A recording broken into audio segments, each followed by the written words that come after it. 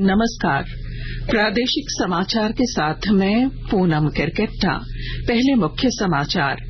प्रधानमंत्री नरेंद्र मोदी ने छठे रोजगार मेले के तहत आज वीडियो कॉन्फ्रेंसिंग के माध्यम से 70,000 नवनियुक्त कर्मचारियों को नियुक्ति पत्र सौंपा।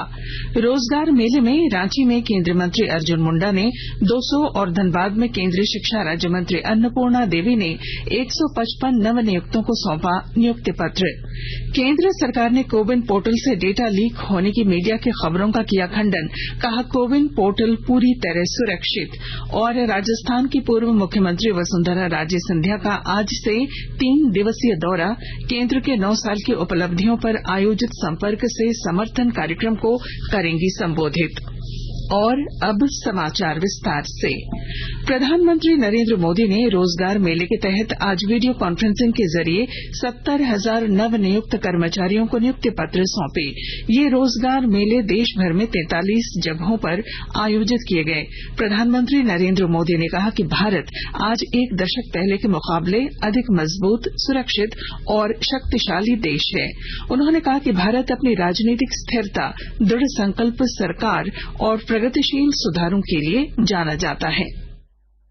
जो लोग इस समय सरकारी नौकरी में आ रहे हैं, उनके लिए ये बहुत महत्वपूर्ण समय है। आजादी का अमृत काल अभी शुरू ही हुआ है। आपके सामने अगले 25 वर्षों में भारत को विकसित राष्ट्र बनाने का लक्ष्य है। आपको वर्तमान के साथ ही देश के उज्जवल भविष्य के लिए भी जी जान से जुट जाना है। आज विश्व की बड़ी बड़ी कंपनियां मैन्युफैक्चरिंग के लिए भारत आ रही है। आज भारत का विदेशी मुद्रा भंडार रिकॉर्ड स्तर पर है। प्रधानमंत्री ने कहा कि यह रोजगार मेले अब राष्ट्रीय जनतांत्रिक गठबंधन और भाजपा सरकार की नई पहचान बन चुके हैं। उन्होंने इस बात पर प्रसन्नता व्यक्त की कि भाजपा शासित राज्य सरकार निरंतर ऐसे रोजगार मेलों का आयोजन कर रही है। राज्य में सीसीएल दरभंगा हाउस सभागार में आयोजित रोजगार मेले में 200 लोगों को केंद्रीय मंत्री अर्जुन मुंडा ने नियुक्ति पत्र सौंपे।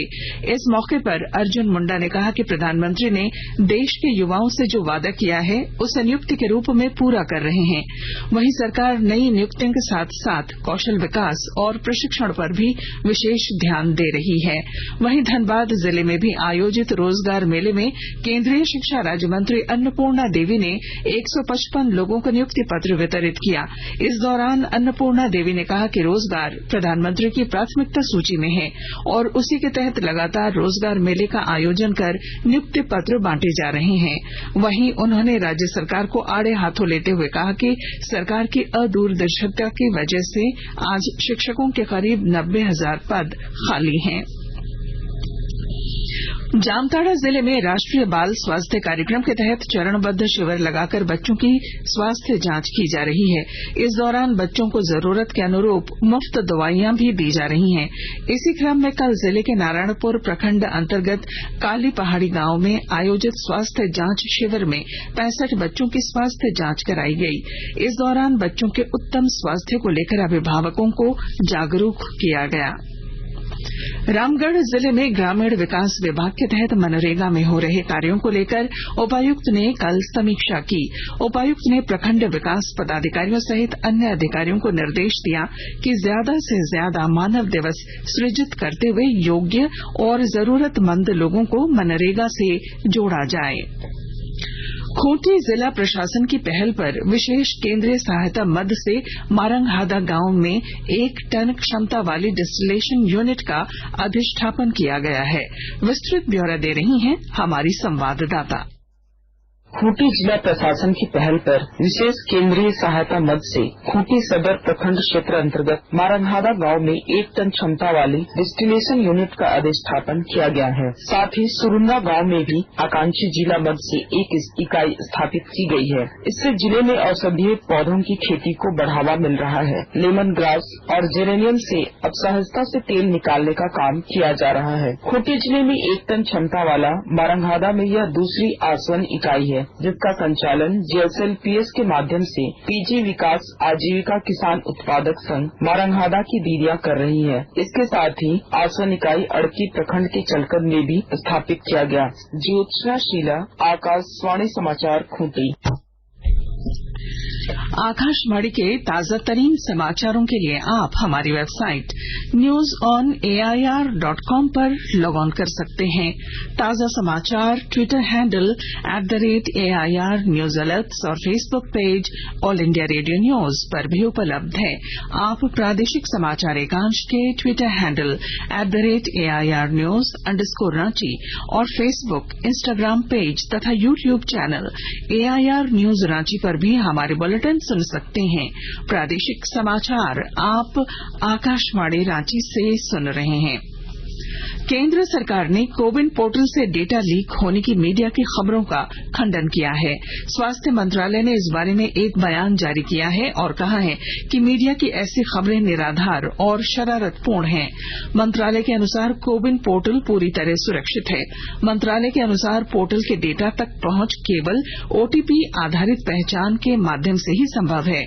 मंत्रालय ने कहा है कि सोशल मीडिया पर डाली गई कुछ पोस्ट के ये दावे गलत हैं कि टेलीग्राम बॉट के जरिए कोविन पोर्टल से उन लोगों के डेटा निकाले गए हैं जिन्हें कोविड टीके लगाए जा चुके हैं। प्रधानमंत्री नरेंद्र मोदी की 9 साल की उपलब्धियों को जन जन तक पहुंचाने को लेकर भाजपा लोकसभा और विधानसभा स्तर पर लगातार कई कार्यक्रम आयोजित कर रही है। इसी के तहत आज राजस्थान की पूर्व मुख्यमंत्री वसुंधरा राजे सिंधिया 3 दिवसीय दौरे पर झारखंड आ रही हैं। वे देवघर और दुमका में जनसभा को संबोधित करेंगी।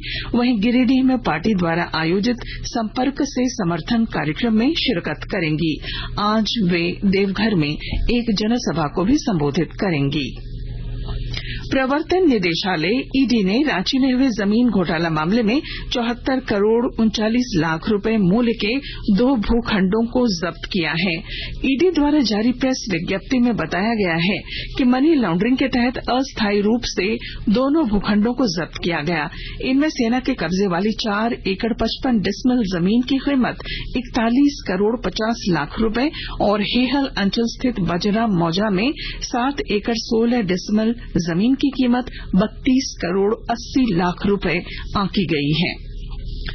दुमका जिले के शिकारीपाड़ा प्रखंड में अवैध कोयला खनन के खिलाफ बड़ी कार्रवाई करते हुए जिला खनन पदाधिकारी कृष्ण कुमार किस्कू के नेतृत्व में एक टीम ने बादलपाड़ा और लुटिया पहाड़ी वन क्षेत्रों में 8 अवैध कोयला खदानों और सुरंगों को ध्वस्त किया।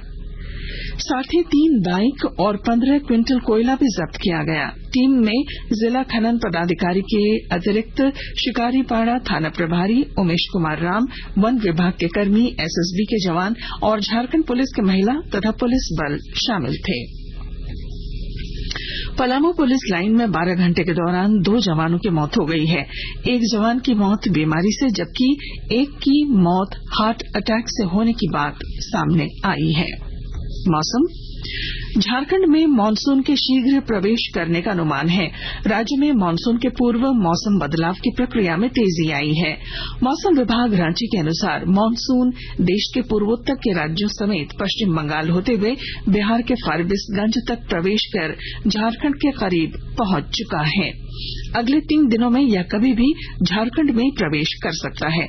मौसम वैज्ञानिक अभिषेक आनंद ने बताया है कि अरब सागर में बने तूफान बिपरजॉय से भी मानसून प्रभावित हुआ है। और अब अंत में मुख्य समाचार।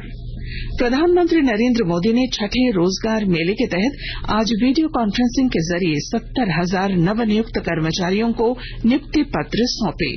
रोजगार मेले में रांची में केंद्रीय मंत्री अर्जुन मुंडा ने 200 और धनबाद में केंद्रीय शिक्षा राज्य मंत्री अन्नपूर्णा देवी ने 155 नवनियुक्तियों को सौंपे नियुक्ति पत्र।